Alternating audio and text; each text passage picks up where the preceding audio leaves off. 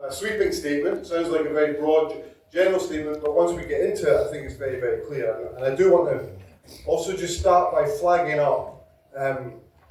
We work very closely with a group called Defend Our Juries, along with a number of other groups, and they are now at the forefront of the campaign to defend people who've been sent to jail for climate protesting, and they're linking that very closely to the Palestine Action campaigners that have also been jailed in the last few months. They estimate more than 40 people are now in jail for either climate protests from Just Stop Oil and related organisations and Palestine Action. In Britain, right now, more than 40 people are in jail for protesting against war and climate change. It's worth repeating because it's really incredible. And these are not just throwaway sentences. These are not just symbolic sentences. The people who occupied the Thales plant up in Glasgow, they went down for all of them for more than a year for breach of the peace.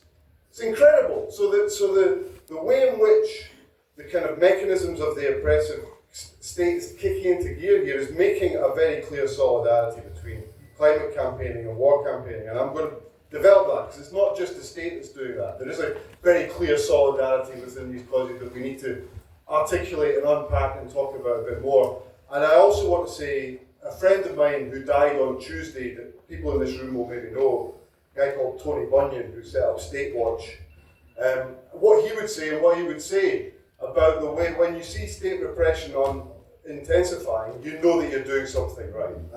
And I do want to say that those, we heard it, I can't remember who said it earlier on, but Palestine Action have managed to occupy and close down the operations in 3 factories and all kinds of other disruptive things which have had a material impact on the flow of arms to Israel. But also those climate protesters, although we do see an intransigent government, we've got a government that I think Tori's going to talk about this more, that is refusing to defend the judicial review against Rosebank, the biggest oil license for many, many years. And I don't think that would be happening. Personally, Tori might have a different view, but I don't think that would be happening on that basis. Or the government would be able to take that decision unless it felt it was under pressure, constant pressure from campaigners. So I do want to recognise that as something positive that is happening in both of those movements. So that solidarity, that's I think a very natural solidarity that we don't always think about. The natural kind of coalitions that we might have in the anti-war movement, specifically the Free Gaza movement and the climate movement, actually reflects a very close relationship between military occupation and climate change. I'm going to specify that. The occupation of land, settler occupation, yes, but militarized occupation of land. And there's a very obvious thing to say, and this is something we know because they've written it out of every single, I think most famously it was written out of the Paris Agreement, that emissions, military emissions don't count in overall state emissions. If you don't know that, it's always something that kind of surprises people, but it kind of makes sense because of course militaries around the world are maybe the largest, depending how you count it, source of emissions. 5.5% of carbon emissions, of all greenhouse gas emissions come from militaries. And I've got colleagues here, other colleagues, Queen Mary, who have shown that the consequences of the attack on Gaza, of course, have climate consequences. And those consequences are, even just from the first 120 days, the first 4 months of the brutal assault on Gaza, that the emissions that were produced add up to the emissions of 26 countries, right? And of course, they've done calculations about what it will take to rebuild Gaza. I think we have to be a bit careful about this because there's not a dualism here. We're not saying the attack on Gaza is bad because it's bad for the climate. No, we're saying it because it's the most brutal thing, certainly, most brutal military operation I've seen in my lifetime. We could talk about, well, BJ's gone, but we could talk about Iraq on that kind of level. But so we're not opposing it because of its impact on the climate. And that's a false dualism. That's the point I really want to make. I think the Just Stop Oil campaigners and the Palestine Action campaigners are recognising that is a false dualism. They are both one and the same struggle. And I want to talk about that in a concrete way just for the next 5 minutes, if I've still got 5 minutes.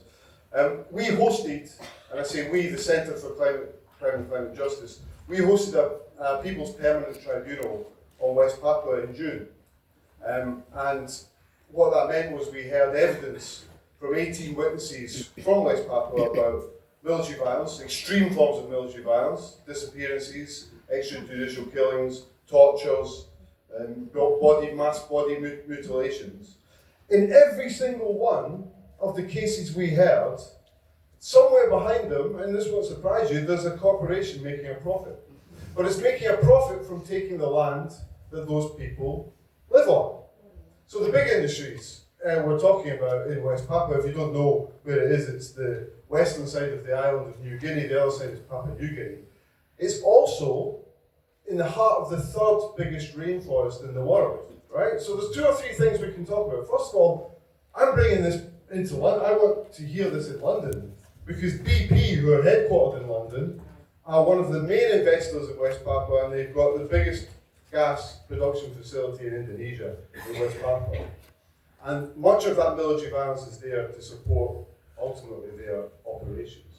Unilever, another company headquartered in London, is one of the largest, if not the largest, purchaser of palm oil in the world. Some of that palm oil comes from Indonesia, which is the biggest exporter. West Papua happens to be the biggest area of palm oil development, right? So the fact that we have kind of British interest standing behind that is important. But every single, and we can talk about gold, the biggest gold mine in the world was the biggest gold mine in the world, still one of the biggest, and one of the biggest copper mines in the world is in West Papua. All of these things are only secured through military violence and the repression, the political repression of the people of West Papua. So when I say we need to protect the rainforest in West Papua, how do you protect the rainforest? You deal with state violence. So the military occupation is indivisible from the question of climate in West Papua. And of course, actually the lawyer, the Papuan lawyer who introduced the hearing, a guy called Jan Wayanusi, paid the cost for exactly what I'm describing. Because he gave evidence, this is according to him, he thinks it was because he gave evidence, that a week after the hearing, he was shot. He survived, but he was shot. Amnesty issued a statement very clear that we don't know who was involved, but you can guess.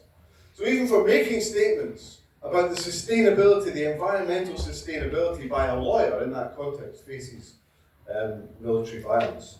So I suppose that's the first point I think that we always need to remind ourselves.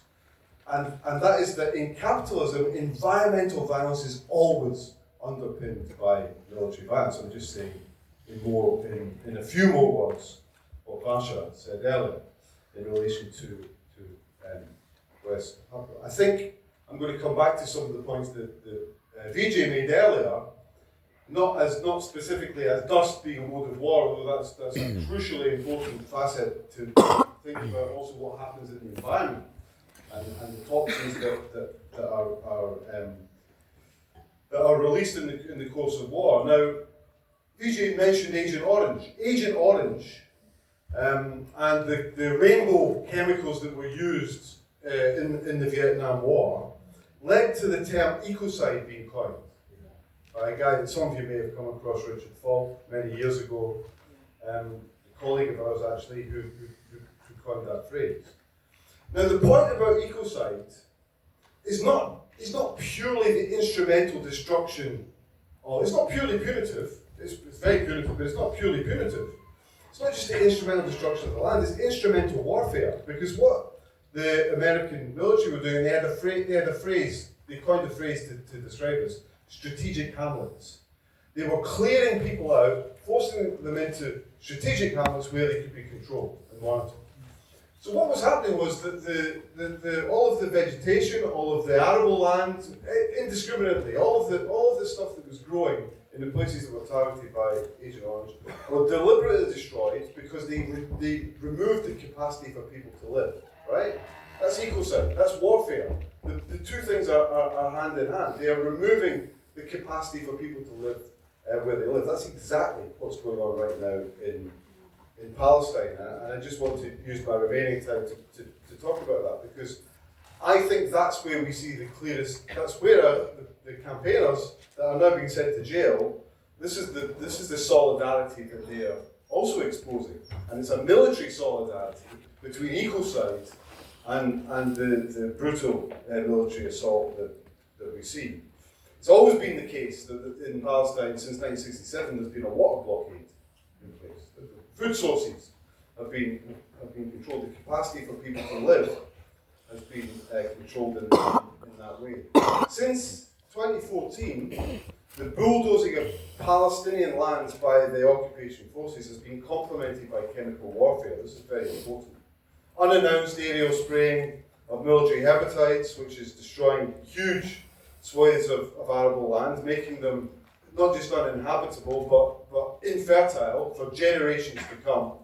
And in other words, we see Gaza experiencing an exact replica of a military strategy that we saw in Vietnam. I mean, I could go through talking about the levels of people in this room will know 96% of Gaza's water was through before the attack was informal sources of water. 97% of those informal sources of water have been destroyed and contaminated. There's virtually no possibility to have clean water, and there is a physical blockade of water coming in.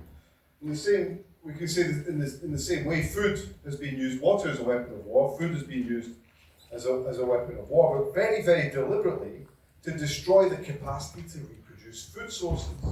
So other colleagues at Goldsmiths have shown that in their analysis, prior to the post-September 7th attacks, Gaza had about 65 square miles, or 47% of its total land mass, was farms and orchards. At least 50%, we don't know for sure, but at least 50% of this has been deliberately targeted and wiped out. So deliberately leaving an area that is no longer livable. Food and water are a genocidal weapon, it's absolutely clear. Okay, we kind of know this, and I think that's the something that we all know, but I think that we need to take this lesson forward, right? I think we need to think that when we are involved in, I could have talked about any number of other examples.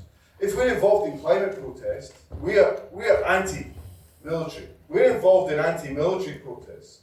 If we're involved in protests against the war, we're involved in protests for sustainability. And I think that sometimes, I know this, I'm looking at faces around the Netherlands as well, we know that, right? But I think that's something that we need to reinforce at a political level, because increasingly, the reason we're seeing Palestine Action talking about what's going on with Just Stop Oil, Just Stop Oil talking about what's going on with Palestine Action, is because they know that struggle is one and the same struggle. Military occupations are always compromising the environment, and I'm going to leave it there. We're not going to have a sustainable world unless we end militarism.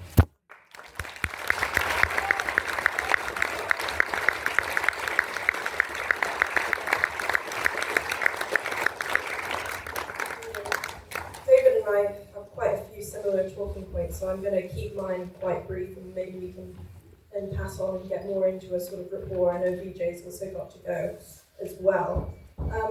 Look, so much of what we're needing to focus on when it comes to land injustice and climate justice as well is the implications of what's happening to Indigenous peoples around the world. And we know that Indigenous people 80% of the world's remaining biodiversity, and they manage more than a quarter of the forest land and biodiversity hotspots, but yet only make up 5% of the global population.